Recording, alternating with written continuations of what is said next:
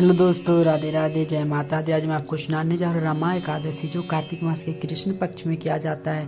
युधिष्ठिर ने पूछा, जनार्दन, मुझ पर आपका स्नेह अतः कृपा करके बता कि कार्तिक के कृष्ण पक्ष में कौन सी एकादशी होती है। भगवान विष्णु बोले, राजन, कार्तिक के कृष्ण पक्ष में रमा नाम की एकादशी और परम कल्याण में एकादशी होती है। परम उत्तम और बड़े बड़े पापों को हरने वाली पूर्व काल में मुचुकुंद नाम से विख्यात एक राजा हो चुके थे, जो भगवान श्री विष्णु के भक्त और सत्य प्रतिज्ञ थे। अपने राज्य और पर निष्कंठ राज्य करने वाले उन राजा के यहाँ नदियों में श्रेष्ठ चंद्रभागा कन्या के रूप में उत्पन्न हुई। राजा ने चंद्रसेन कुमार संभान के साथ उसका विवाह कर दिया। एक बार संभान दशमी के दिन अपने ससुर के घर आया और उसी दिन समूचे नगर में पूर्ववत डेकोरा पिटवा गया कि एकादशी के दिन कोई भी भोजन न करे। इससे सुनकर शोभान ने अपनी प्यारी पत्नी चंद्रभागा से कहा, प्रिय, अब मुझे इस समय क्या करना चाहिए, इसकी शिक्षा दो। चंद्रभागा बोली, प्रभु, मेरे पिता के घर पर एकादशी के दिन मनुष्य तो क्या, कोई पालतू पशु पक्षी भी भोजन नहीं कर सकते। प्राणनाथ, यदि आप भोजन करेंगे तो आपकी बड़ी निंदा होगी। इस प्रकार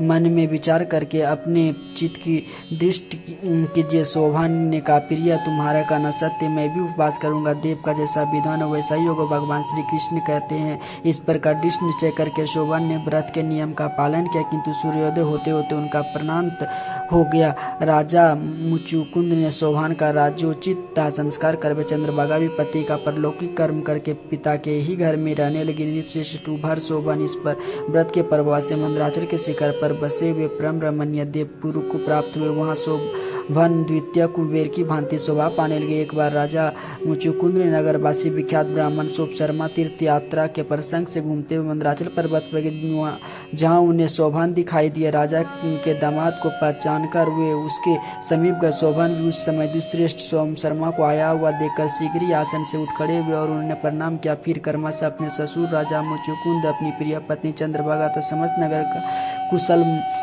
मंगल पूछा। शोभ शर्मा ने कहा, राजन, वही सब कुशल है। आश्चर्य है, ऐसा सुंदर और विचित्र नगर तो कहीं किसी ने भी नहीं देखा। बताओ तो सही, आपने इस नगर की प्राप्ति कैसे हुई। शोभन बोले, द्विश्रेष्ठ कार्तिक के कृष्ण पक्ष में जो रंभा नाम की एकादशी होती, उसी के व्रत से मुझे ऐसा नगर की प्राप्ति हुई। ब्राह्मण, मैंने श्रद्धाहीन होकर इस उत्तम व्रत का अनुष्ठान किया था, इसीलिए मैं ऐसा मानता हूँ कि यह नगर अस्थायी है। आप मुचुकुंद की सुंदर कन्या चंद्रभागा से यह सारा वृत्तांत कहिएगा। शोभन की बात सुनकर ब्राह्मण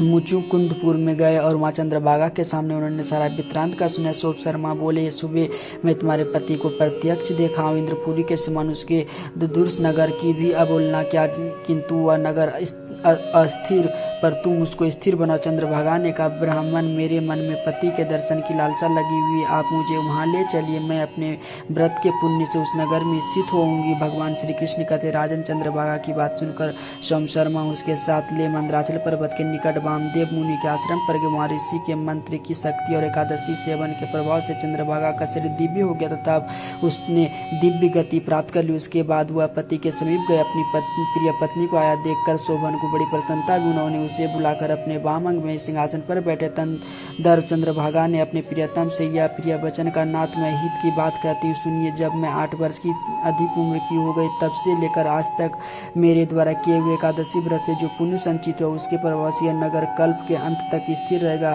तथा सब प्रकार मनोवांछित वैभव से समृद्धिशाली रहेगा।